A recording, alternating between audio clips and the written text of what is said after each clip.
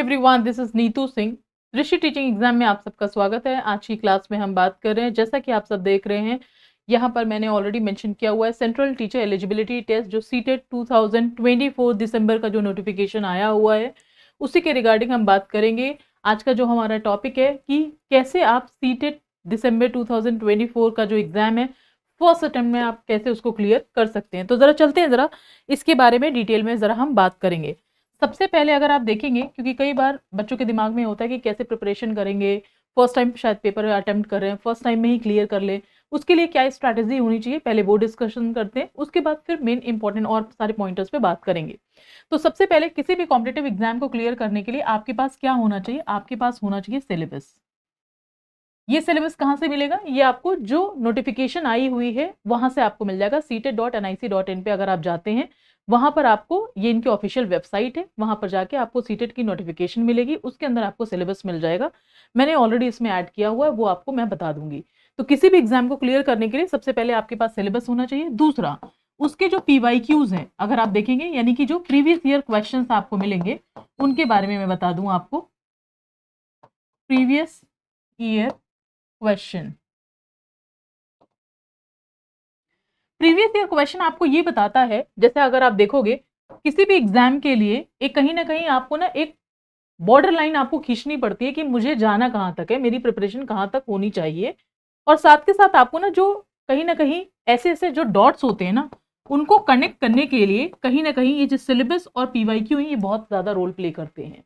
तो सिलेबस और PYQ आपको ये बता देगा जो भी आप टॉपिक पढ़ रहे हैं, चाहे आपने फूड का टॉपिक पढ़ा है, चाहे आपने लाइट का चैप्टर पढ़ा है, इलेक्ट्रिसिटी पढ़ा है, कुछ भी आपने, मैं साइंस की बात कर रही हूँ मैं, तो जो भी टॉपिक आपने पढ़ा है एटलीस्ट उसमें से, उस टॉपिक से रिलेटेड कौन कौन से क्वेश्चन है जो एग्जाम में आए हुए हैं, वहां से आपको रेलेवेंस पता चल जाती है। तो ये दो चीजें आपने कर ली। अब इसके बाद आप क्या करोगे, ये आपके पास फर्स्ट स्टेप हुआ जो आपने कर लिया।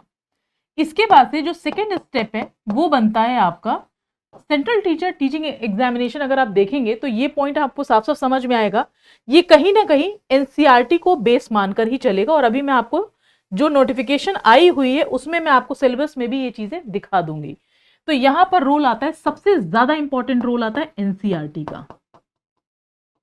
करेक्ट है? तो NCERT आपको कहीं से भी इग्नोर नहीं करनी है। सबसे ज्यादा बेस, अगर कई बार क्वेश्चन आता है क्या पढ़ें, कहाँ पढ़ें, कैसे पढ़ें, क्या होना चाहिए, कौन सी बुक पढ़नी है, कोई बुक नहीं, सबसे पहले आपको NCERT पढ़नी है।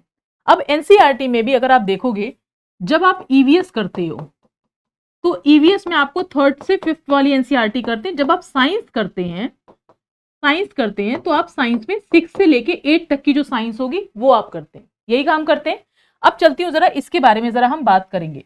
तो साइंस अगर 6 to 8 में अगर आप जाते हो तो आपके पास NCERT जो है उनकी क्विक रिविजन्स करने हैं। तो यहां पर अगर आप जाएंगे, ये आपको मैं बता दूं, NCERT जो अभी मैंने आपको बताया 6 से लेकर 8 तक की जो NCERT, किसके बारे में बात कर रही हूं मैं? साइंस पेपर 2 के बारे में बात कर रही हूँ। साइंस जो कि पेपर 2, इसके अंदर में एक एग्जाम्पल आपको समझा रही हूँ। सबसे पहले आप क्या करेंगे, NCERT क्लास 6 की, 7th की और 8th की, इनको आप फर्स्ट रीडिंग यहाँ पर क्या क्या करेंगे वो देखिएगा जरा। फर्स्ट रीडिंग आप करेंगे जिसमें आपको ये पता चल पाएगा, अगर फर्स्ट टाइम आप पढ़ रहे हैं आपको ये पता चल पाएगा कौन से चैप्टर्स हैं, क्या क्या है, एक क्विक ओवरव्यू किया आपने। दूसरी चीज, आपने सेकंड रीडिंग में आपने क्या करना शुरू कर दिया, सेकंड रीडिंग में आपने हाईलाइट किया क्या क्या मेन इंपॉर्टेंट पॉइंटर थे। थर्ड पॉइंट में, थर्ड स्टेप पे अगर आप जाएंगे तो आपने फ्लो चार्ट बनाया। जो भी आप फ्लो चार्ट आप बना रहे हो, जैसे मैंने आप लोगों को ऐसे, इससे पहले भी मैंने एक वीडियो बनाई हुई है कि आप NCERTs को कैसे पढ़ेंगे। तो आप क्या करोगे, जो भी मान लीजिए सपोज करिए 10 पेज की आपके पास NCERT है, उसको मुश्किल से 1 या 2 पेज में फ्लो चार्ट में आपको बनाना है, सारे इंपॉर्टेंट पॉइंटर्स आपको बनाना है। और चूंकि सिलेबस और PYQ दोनों को मैच करके आपको ये पता चल गया कि भाई इस टॉपिक से क्या क्वेश्चन आया। मान लीजिए एसिड बेस और सॉल्ट हो गया, इसमें से आपके एसिड बेस और सॉल्ट आपका टॉपिक आ गया कि भाई एक बात बताओ कि हल्दी जो है, हल्दी पे मान लीजिए क्वेश्चन है, क्योंकि आपने कई बार देखा होगा कि कब कौन सा कलर कन्वर्ट हो जाएगा, या फिर आपका जो फॉर्मिक एसिड है वो किस में पाया जाएगा, XYZ, यानी स्टैंडर्ड क्वेश्चन बनते हैं। फिर फूड का आपने चैप्टर ले लिया, फूड के चैप्टर में कार्बोहाइड्रेट, प्रोटीन, फैट, विटामिन, इन सारे के बारे में बात की, XYZ कोई भी जो चैप्टर्स हैं उनमें से जो PYQs हैं वो आपको आइडिया लग जाएगा, ये जो टॉपिक हमने पढ़ा था उसमें से क्या क्या क्वेश्चंस बन रहे थे, वो आपके फ्रेमवर्क में कहीं नहीं पहले से आपको आइडिया लग रहा होगा। वो फिल्टर आउट करने के लिए ये सारी चीजें आपको कहीं ना कहीं बहुत मदद करेगी। जब आप फ्लो चार्ट बना रहे हो ना, वहीं पर ही जो पीवाईक्यू में आया हुआ होगा वो आप क्या करोगे, उसको या तो आप पीवाईक्यू में मार्क करो या फिर आप ऐसे स्टार, जो भी आपको अच्छा लगता हो, तो वहां पर आप लिख लेना पीवाईक्यू, यानी इस टॉपिक से रिलेटेड वो क्वेश्चन आया हुआ है। करेक्ट है, यहां तक पॉइंट क्लियर हो गया। इसके बाद आप जब चलोगे तो जैसा मैंने अभी आपको बताया 6 से लेके 8 वाले में आप कॉन्टिन्यूअस स्टेप बाय स्टेप आप इसको करोगे, ज्यादा से ज्यादा 10 से 15 दिन में आपका ये जो सब्जेक्ट है वो आपका कंप्लीट हो जाएगा। उसके बाद फिर आता है पेडागोजी वाला सेक्शन। मैंने आप लोगों को पहले भी बता रखा है, जैसे जो अगर कोई पुलिस डिपार्टमेंट में काम कर रहा है तो जैसे उसका सिलेक्शन होता है उसके बाद अंडर ट्रेनिंग में जाता है, सेम अब अंडर ट्रेनिंग में इसलिए कि आगे चलकर उसको काम कैसे करना है। तो टीचिंग डिपार्टमेंट में अगर आप देखोगे तो कहीं ना कहीं आपने टीचिंग कोर्स कर लिया, अब एक्चुअल में जो पेडागोजी है, क्योंकि आपको जब टीचिंग करनी है वो क्यों करनी है, कैसे करनी है, you need to understand being in shoes of the students. तो आपको स्टूडेंट की सीट पर बैठकर आपको ये कहीं ना कहीं पता चलना चाहिए, या अगर ये एहसास होना चाहिए कि स्टूडेंट की सीट पर बैठकर एक टीचर किस तरीके से हमें पढ़ाए कि हमें सारी चीजें समझ में आ जाए। करेक्ट है, ये वाला पॉइंट समझ में आता है। वही सेम सारी चीजें आपको पेडागोजी के सेक्शन में मिलेगी कि टीचर कैसे क्लास में ध्यान रखेगा, कैसे बच्चों को पढ़ाएगा, क्या तरीका होना चाहिए, क्लास में फर्स्ट सीट पर जो बच्चा बैठा हुआ है, लास्ट सीट पर जो बच्चा बैठा हुआ है, सबको साथ में लेकर कैसे चलेगा, इन सारी चीजों के बारे में ही आपको पेडागोजी का सेक्शन मिलता है। तो उसको सिर्फ इसलिए मत करिएगा कि पेडागोजी के कुछ क्वेश्चन आते हैं रट लेंगे काम करेंगे, नहीं, उसको सिर्फ ये समझिएगा बच्चे की एक्सपेक्टेशन क्या है, टीचर हमें किस तरीके से पढ़ाए कि हमें सब कुछ समझ में आ जाए। तो उस नजरिए से अगर आप पेडागोजी को देखेंगे तो वो आपके लिए बहुत आसान हो जाएगा। आपको लगेगा नहीं यार मेरे अंदर ये स्किल होनी चाहिए ताकि हम बच्चों को पढ़ाएं और पूरी क्लास को लेकर हमें आगे बढ़ना है। यही सारी चीजें आपको पेडागोजी में मिलेंगी। करेक्ट है, अब चलते जरा थोड़ा आगे की तरफ जरा चलेंगे।